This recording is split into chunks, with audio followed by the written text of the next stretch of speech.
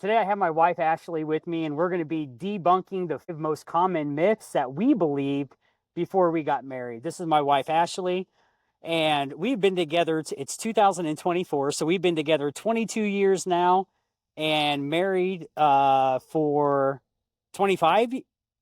No, not 25 years. How many years? Well, Aubrey's just turned 16, so I guess 16, 16 years. Okay. 16, 15, Yeah. So together 22 years. 1 when we got married. We did it all backwards. Okay. So together 22 years, and then how many years of marriage? What, 15? 15. So we have some experience, right? Yeah. We like to say 22.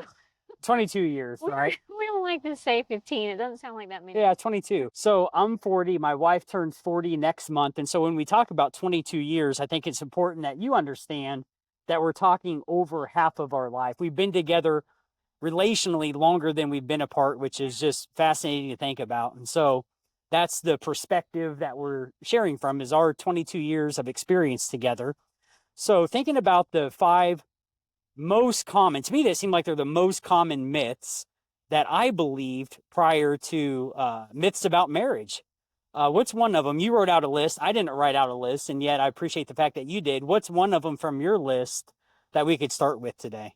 One of them that we both believed was marriage was a piece of paper. Oh, Well, I yeah. didn't really believe that until you kind of started believing it, and I'm like, oh, is it? You Yeah. know? Yeah, that's a big one. I did believe that. And I mean, I suppose somebody could believe that marriage is a piece of paper. If you're talking about the piece of paper that's like the legal size piece of paper you go to the courthouse to get to have the pastor or whoever officiates your wedding sign off on. And yet, one of the things that, depending on one's personal beliefs, marriage to me now is much more significant than a piece of paper. And I think when I used to say, "Oh, marriage is no big deal," because I wanted to not be married to you, right? I convinced you to move into a duplex with me right after high school. I wanted all the benefits of being married, and yet I wasn't willing to commit. And so when I think about, if I hear somebody say marriage is a piece of paper, I think, okay, what is it that I believe differently now that what did I believe then that caused me just to make light of it? And because to me now marriage is much more than a piece of paper. So I think now, if I heard somebody say marriage is nothing more than a piece of paper, I would think, okay, this person has a story, and I would want to dig into that and see kind of what that background is and what the history they have with marriage. Because I bet there could be some brokenness. Because I know for me, I remember a time growing up, I would have been a freshman in high school, living in the in Seattle, Washington, these apartments called Skyline apartments, which then were not as near as nice as they are now.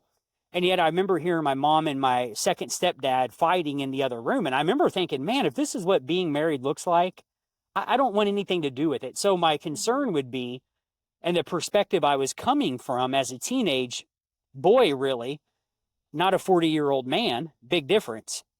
Maturity level, I believe. I mean, you would know best as far as where I'm at. And yet back then I would say, yeah, marriage is a nothing more than a piece of paper. And yet what I wasn't willing to share or acknowledge is deeper beliefs that I had about being married. Because my biggest concern, whether being a husband and father, was failing and repeating some of the mistakes that I was exposed to growing up, and the fear of just not knowing and messing up. You have any thoughts on that one? Yeah, well, I didn't believe marriage was a piece of paper, but the more I was around you, because who you hang around, you start to think like them and be like them and talk like them. Right. And the more I hung around you and you'd be like, "Oh, it's just a piece of paper. Oh, we don't need to be married." I started like, "Yeah, we don't." But really in the inside, I'm like, "But we should be. I want to be." But I just started believing that lie Mm-hmm. that you kept saying over and over, like, we don't need to be married. Or, I wanted to get married and you would say we'd get married, but nothing was happening. Right. Yeah. And I think it depends on somebody's beliefs as well. Like, I think it's important for anybody listening to this conversation to understand the framework of our perspective now is coming from, we understand some things about the Bible because we're followers of Jesus. Therefore, we believe in the Bible and seek out God and his instruction. And Yeah. at this And we point in didn't my do life, that then. no, not at all. We Like didn't that, have the Bible. We right. didn't know really right from wrong. Yeah, well, I might have had a Bible, and yet I wouldn't have said, "Well, Well, I'm letting this give more weight than my feelings and what I want to do." yeah, we did Yeah, what our flesh wanted to do. yeah. Which means, I mean, how would you define that? Like flesh, that sounds like a spiritual word. How would you define that? Uh, we gave in to whatever we wanted. Yeah, just kind of whatever feels good in the Yeah. moment, right? Mhm. And yeah, so anything. I remember Jeff Odell. Thank God for Jeff Odell. I'm going to send this to Jeff Odell because I think it's important for him and his wife Brenda to hear this. I remember, I think I was door knocking their house, building my real estate business, and I happened to knock on him and his wife's door, and he invited me in because they were considering selling their house, and he gave me a book that's still on our bookshelf, The Covenant Marriage. And from a biblical perspective, the book helped me understand that from God's perspective, a biblical perspective, marriage is much more than just verbalizing a promise in front of family and friends. It's a sacred covenant, and studying what a covenant means is an interesting study where it's much more than just a promise before friends. Really, what you're doing is just like our marriage vows. I don't remember all of them, but I remember for better or worse, till death do we part. Like, that's heavy. It has some weight to it. So I'm very thankful for Jeff and Brenda Odell, who were okay speaking some truth to me in a loving, gentle way. And yet I just was not at a place where I was ready to receive it. And yet, looking back, Yeah. I could see that God sent them in my life to share a message with me. And for that, I'm thankful. Yeah. Looking back, you're thankful for those people that stepped out and told you the truth in a loving Right. way. Yeah. Even the ones that didn't do it in a loving way that might have upset us, you know. Right. Still, I look back and I'm like, they were so right. Yeah. You know, and maybe they get frustrated because they tell you the truth or give you advice and it's sound advice, and then you go on living the way you want to live, Right. and that's frustrating to them. So I'm sure it's a huge blessing to see the person that you gave that sound advice to down the road finally living right. Yeah. So if I heard somebody say marriage is a piece of paper, I would just smile and say, I always maybe. think, man, that's sad. Yes, and I think I would challenge him saying, yes, however, maybe it's much more, and just leave it right there. Plant the seed that what if there's more to it than it just being a piece of paper? Because now looking back, like I believe that marriage is a gift from God. Yeah. And what a shame it would be if I would just make light of it and say, oh, it's just a piece of paper. Mm-hmm. Anything else that you want to unpack on that one before we move to your choice of number 2? Go ahead. I think marriage is like God. He gives us choices. Yeah. We can make anything our idol. You know, he gives us choices. We can make our own choice. And he doesn't make us love him and have a relationship with him. Mm-hmm. And that's the same with marriage, is you don't make me love you. I don't make you love me. Right. We choose to love each other. Yeah. I could have anybody I want in the world. And maybe you can have somebody else too. Fair enough. But I'm gonna crack myself up. But we choose each other. Right. You know? Yeah. And I think that's a huge commitment. Yeah. Yeah. And I think it starts with the decision, right? There's a significant difference between decision versus a choice, right? Tomorrow I'm going to choose what I eat. And if I don't lay out my meals in advance, and I may be tempted to do what just may taste good in the moment, that's convenient. Where a decision Do that all the time. has much more weight. A decision, it's cut off to all the other choices, meaning that I'm no longer seeking other options. I've made a decision to marry you, to choose you. And so I think for me, it's even more significant than just a choice. It's because I make a choice daily, I guess, because I made a decision. You see what I mean by that? Yeah. It's good. Okay. So what else anything else you want to unpack on that one? No. Okay. So out of your list you made, what's another myth you would like to debunk? Bring my list. Well, hey, we're just going to freestyle it. So I can't just think of it on top of my head. Um, hmm. That it's okay to comment on the way the opposite sex looks. Okay. You know, we were around people in our younger years, and I questioned if that was okay. I'm like, is that all right? Saying like, oh, he's hot. You Hmm. know, I would never dare do that. Hmm. I mean, I don't even look like other men, but You um, just close your eyes when you see one and just, yeah, I yeah, see. Okay, I'm with you. yeah. I I'm just just look teasing. at you. Fair enough. Or like the husband, oh, she's hot, you know, and then giving each other a free pass.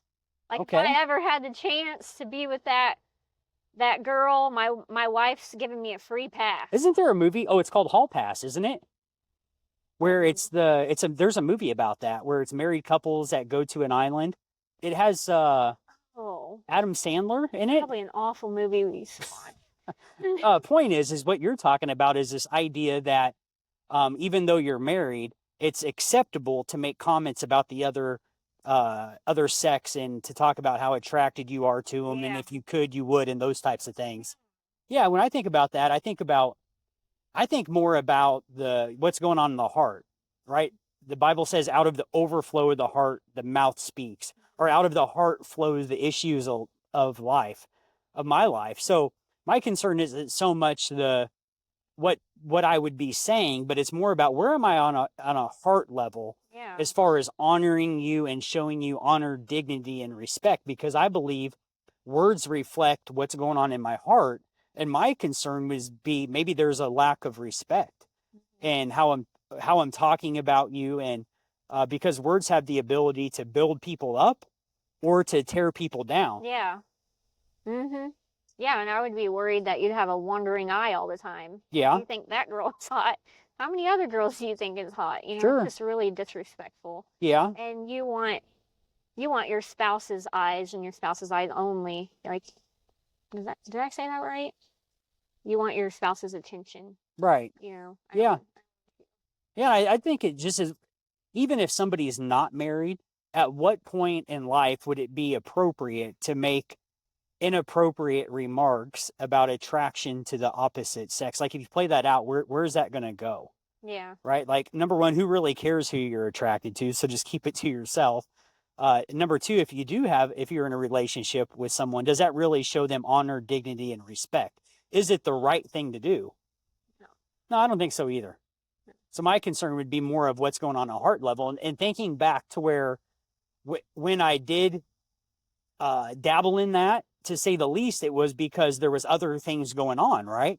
Another myth, I wouldn't have proposed a myth now, and I think it's one that you did write out, which is pornography. Like that's a big. I've been a part of a lot of men's groups. I People are are really. one. Some people It's are really like this. well, it's okay. This is Yeah. here's the thing. This is the benefit of it being my podcast channel. I could talk about whatever I want. And if somebody Right. doesn't like it, they could Fine. unsubscribe, Yeah. right? So if they get wild with comments, delete, block. I don't even know how to do it, and yet we're all adults. My point is that if I looked at what was honestly going on in my life, there was much more going on in my life that was unknown, that which was pornography. When I really made it a habit, right from Yeah. the time I was a teenager of 12 years old, finding the pornography alley or pornography in the shopping Magazine. cart of the homeless guy up in Seattle, which was I was about 12 years old, fourth or fifth grade, so our son's age. That's when it started, and yet you fast forward that 20 or another 10. I'd been 22 years old. We're talking about mid 20s. So now you fast forward to that another 12 or 13 years. It Pornography for me at least became going to strip clubs, partying and drinking. So when I was talking disrespectfully with my buddies about the opposite sex, about women, there was a lot more going on in my heart with pornography and addiction to pornography. When I say addiction to pornography, what I mean, because I know that looks, people could define that differently. And yet for me, what I mean is looking at it several times a day, Mhm. right? So I don't think there's a cadence that somehow the cadence of once a week is more acceptable than not. And yet my point is when I say addicted, I mean daily, multiple times a day, looking at it is ultimately where I landed up. And so that was more of what was going on in my life. Which is That so was, crazy to even think you were doing that. well, I mean, that's just real Like life. seeing you today, you know? Well, I appreciate that. And I yet know. the thing is that we're all on a journey, hopefully, of growing, evolving, and growing in maturity. David Higginbottoms, who was on last week, he's been on podcast twice. He talked about, and it's going to be a future conversation in the next week or two, where he talks about maturity is not tied to an age. So just because I'm a 20-year-old man, 30-year-old man, now 40-year-old man, that doesn't give any indication to my maturity level. So one of the things I've been diligent to work on with the help of David and other mentors, and even your help, just because who you are now as a woman, you carry yourself at a higher level, meaning that you have a standard that's more clear and defined, where some of that stuff I would do when I was a teenager, Oh, heck no. you just wouldn't put up with, right? Nope. And so you've been a significant part of my growth in maturing. So thank you for that. And prayers. Yeah, they make a difference. Prayers. Yeah. So I think what I would say is, if somebody's into pornography, okay, yes, that is a norm now, meaning the majority of guys do it. However, And marriages. yeah, Too. it, And women. true. Women struggle too. Yeah. So it's one of those things, more people do that and not. My concern is how is that working for you? How do you feel about that?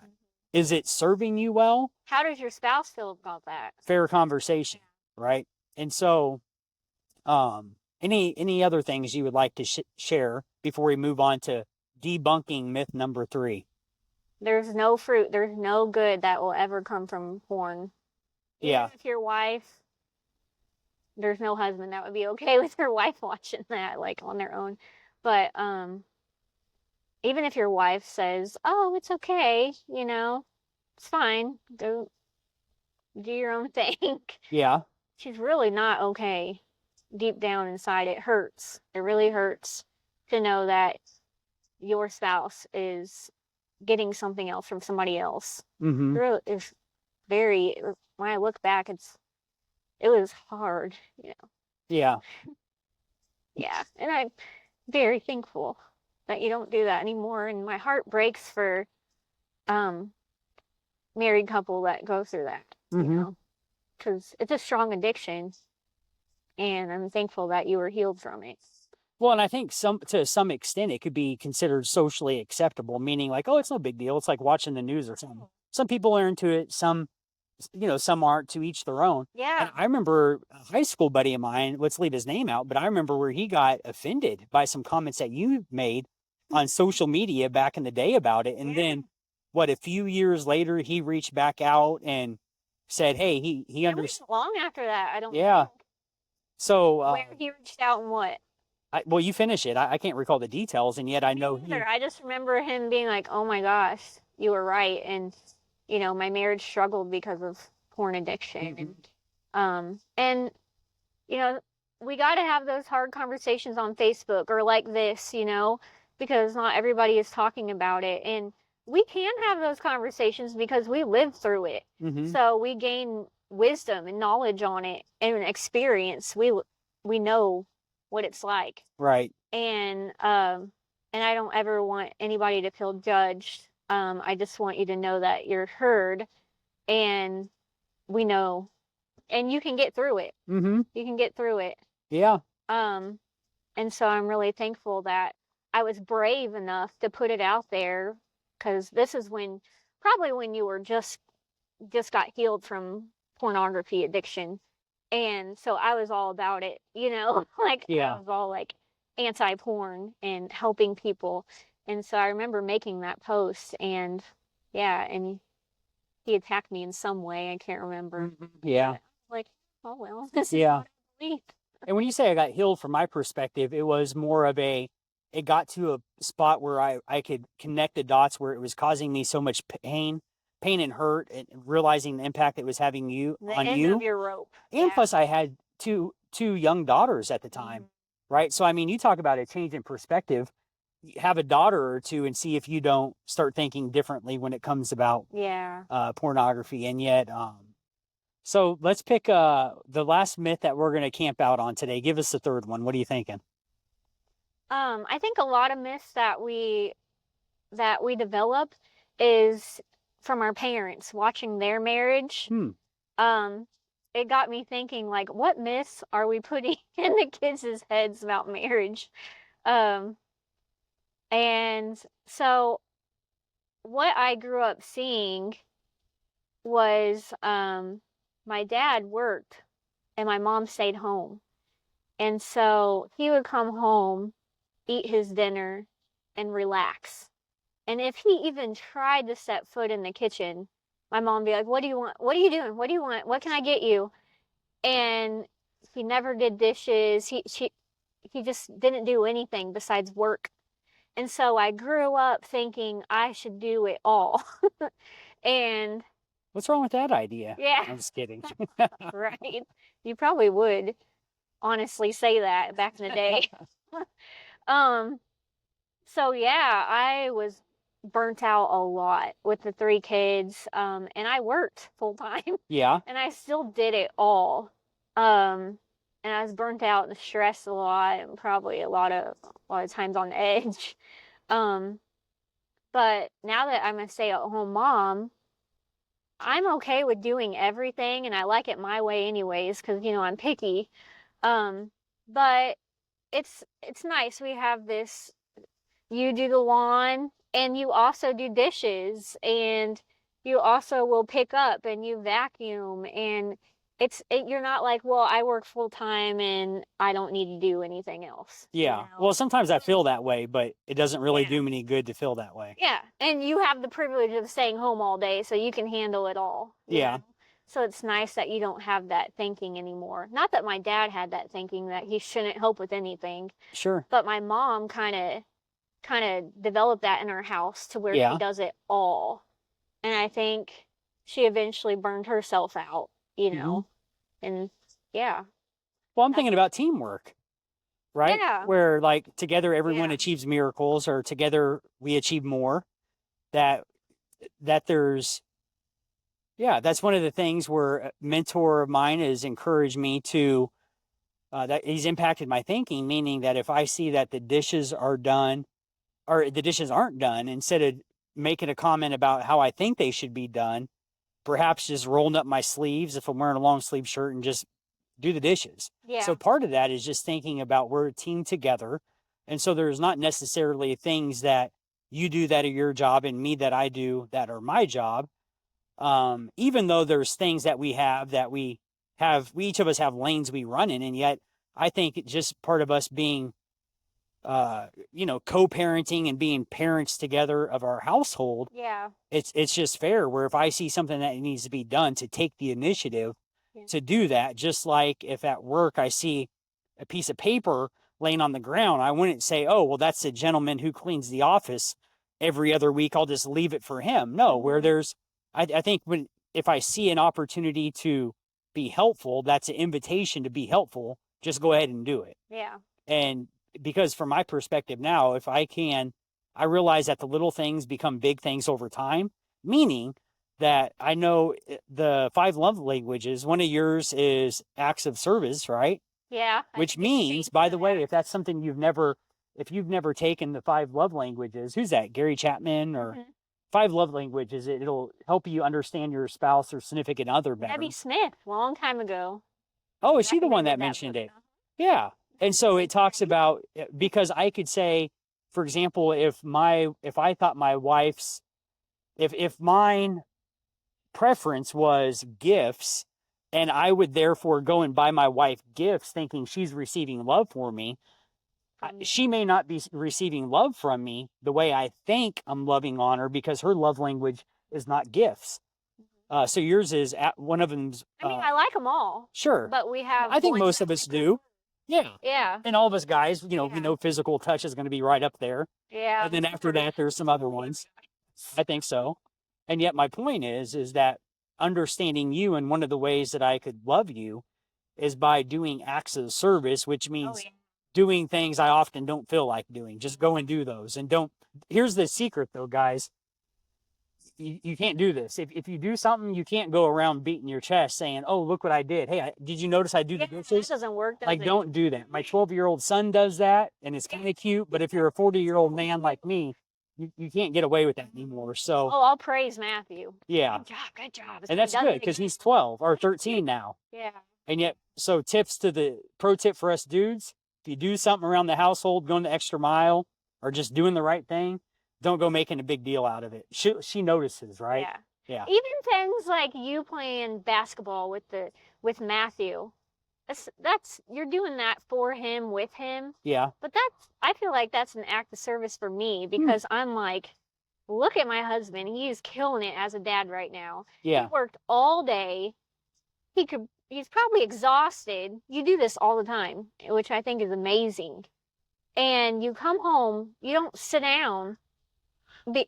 You go and you train with Aubrey. You play basketball with Matthew. You go fishing with Matthew.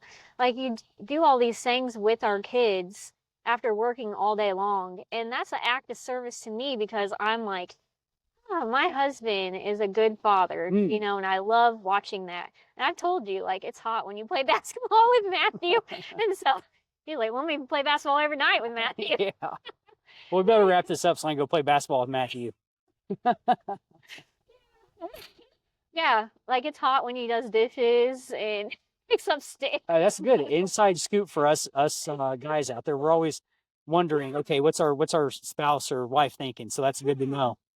Yeah. Yeah. Okay. Well, that's 3 myths for today. Maybe more next time. Yeah. Good job today.